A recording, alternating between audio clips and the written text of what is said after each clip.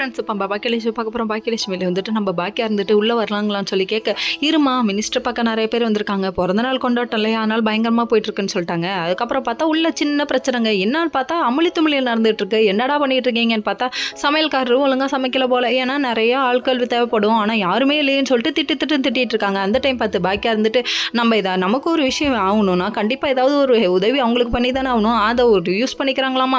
நான் உங்களுக்கு சமைச்சு தரேன்னு சொல்லி கேட்க, உன்னால் முடியுமா அம்மா, இத்தனை பேருக்கு எப்படி உன்னால் சமைக்க முடியும்னு சொல்லி கேட்க, நான் கோயம்புத்தூரில் மினிஸ்டர், அதாவது எம்எல்ஏ வீட்டுக்கு நான் சமைச்சிருக்கேன், நீங்கள் கவலைப்படாமல் சொல்லுங்கள் அப்படின்னு சொல்கிறாங்க. அதுக்கப்புறம் சரிம்மா அப்படின்னு சொல்லிட்டு இவங்க சரின்னு சொல்லிட்டாங்க. உடனே இங்கே சமைக்க இறங்கிட்டாங்க. அப்போ செல்வி கேட்குறாங்க, அக்கா எந்த வேலைக்கு வந்துட்டு எந்த வேலைக்கா செஞ்சுட்ருக்கோம் அப்படின்னு சொல்ல, நமக்கு காரியம் ஆகணும், நமக்கு செளியும் வெளியே வந்தால் போதும், அதனால் அமைதியாக பொறுமையாக இருப்போம்னு சொல்லிட்டு இங்கே சமைச்சிட்ருக்கேன். அந்த டைம் பார்த்து நீ இங்கே என்ன பண்ணுறேன்னு கவுன்சிலர் வந்து கேட்டுட்ருக்காரு. உன் வேலை, உனக்கு ஒரு ஆப்பை ரெடி பண்ணிகிட்டு இருக்கோம், வெயிட் பண்ணு அப்படின்னு சொல்லிட்டு, அதாவது இவங்க நம்பி இருக்க ஒருத்தரும் இவங்களும் வந்து என்ன சொல்லிட்டு இருக்காங்க. சொன்னதுக்கப்புறம் பார்த்தா, நீ என்ன காலி பண்ணுறியா இல்லை நான் உன்னை காலி பண்ணுறியான்னு பார்ப்போம் அப்படின்னு சொல்கிறாங்க. இவங்களோட சமையலுக்கு மொத்த பேர் அடிமை தம்பி, இது தெரியாமல் நீ வேறு வேலை காமிச்சிட்ருக்க அப்படிங்கிற மாதிரி ஆயிடுச்சு. இன்னொரு பக்கம் ஈஸ்வரி பாட்டி இம்சை இருக்கே, ஃபோன் அடிக்குது, ஃபோன் அடிச்சு திடீர்னு பார்த்தா எங்கே இருக்குன்னு சொல்லி கேட்க, டென்ஷன் பண்ண இங்கே வைங்கன்ட்டாங்க. என் ஃபோனை கட் பண்ணுற அளவுக்கு தைரியமான ஆள் ஆகிட்டியா, அவன் நாட்டில் என்னென்னமோ நடக்குது, இந்த நாய்க்கு என்ன வேணும் அப்படிங்கிற மாதிரி ஆயிடுச்சு.